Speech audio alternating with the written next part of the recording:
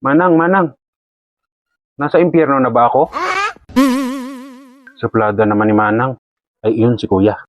Manong, Manong, kayo po ba si Satanas? Pare, magandang hapon. Uy, bakit tulala ka? Ikaw ha? Kargado ka, no? Gagi, hindi pare. May iniisip lang ako. Ano naman pinag-iisip mo? Natulog kasi ako kaninang tanghali, pare. Yung sama ng panaginip ko. Bakit? Anong panaginip mo? Kaluluwa na daw ako. O ganun ah. Baka may tuloy ng kapwa mo demonyo yan ah. Pag ikay nawala, di wala kaming taga-ubos ng pulutan. Tsaka hindi ka pa pwedeng mawala. Hindi mo pa sinasabi sa akin kung anong pinaloob mo dyan sa manoy mo. Ba't lumaki yan ng ganyan? Gagi, wala akong niloob dyan pare. Natural yan. Wow naman! Namana ko yan sa lolo ko. Ganun ba? Minsan nga pare, nakakapag-alala din eh. Bakit? Siyempre, sa sobrang laki, baka makamatay ako ng babae.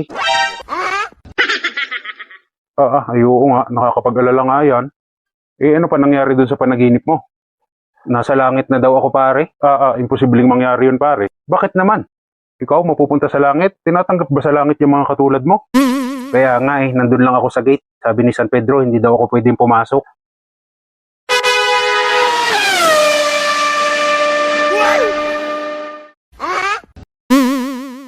Bruh.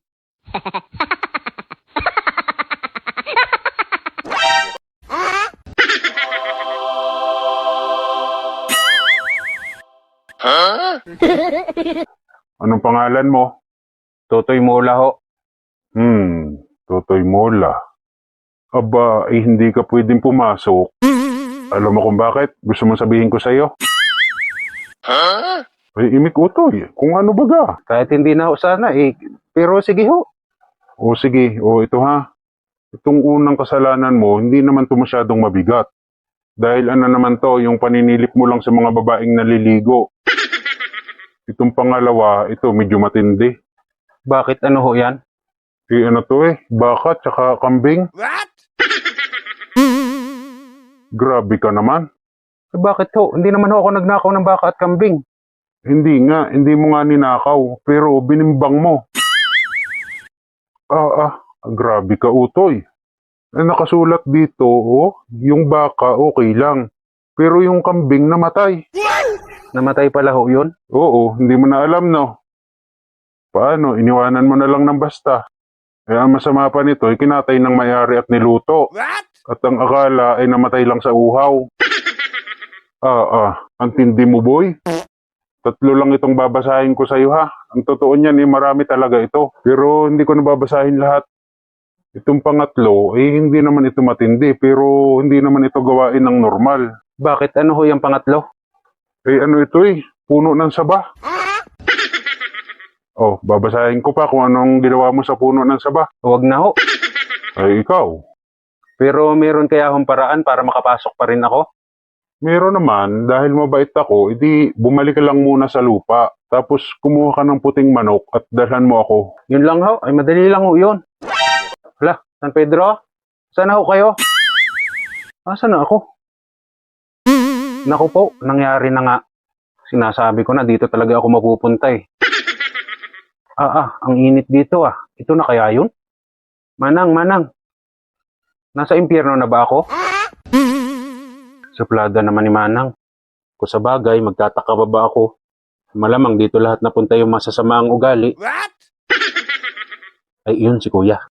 Manong, Manong, kayo po ba si Satanas?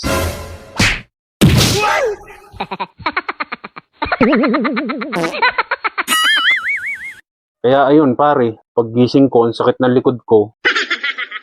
Paano ba naman, pati sa panaginip, sira ulo ka Tapos kaya pala mainit, wala pala akong electric fan. Huwag ka mag-alala pare, yung panaginip, kabaliktaran daw yan. Ganun ba yun? Oo, di ba sa panaginip mo, ikaw ay kaluluwa. Di sa tunay na buhay, ikaw ay kalulunok. What? Sari-sari ka naman pare, tindahan ka ba? Bakit? Sari-sari store ka Langya ka, baliw. Ano nga palang sadya mo pare?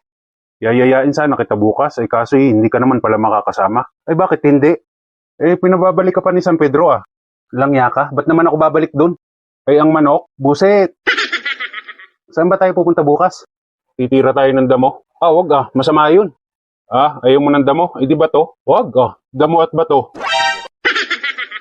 Wag pare, masama yun. Anong masama dun? Magtatabas tayo ng damo. Tapos yung mga bato na makikita natin, iipunin natin sa isang tabi. Para sa sunod, pag tayo ulit ang magtatabas doon, hindi masisira yung pantabas natin. Ayos yan Sige. Naghahanap din ako ng sideline eh. O sige, bukas Dala ka lighter Ay bakit pare? Sisindihan na rin natin yung tinabas natin sa hapon para malinis. Akala ko kung anong sisindihan eh. Yan ang hirap sa'yo eh, palibasa kung ano-ano sinisindihan mo eh.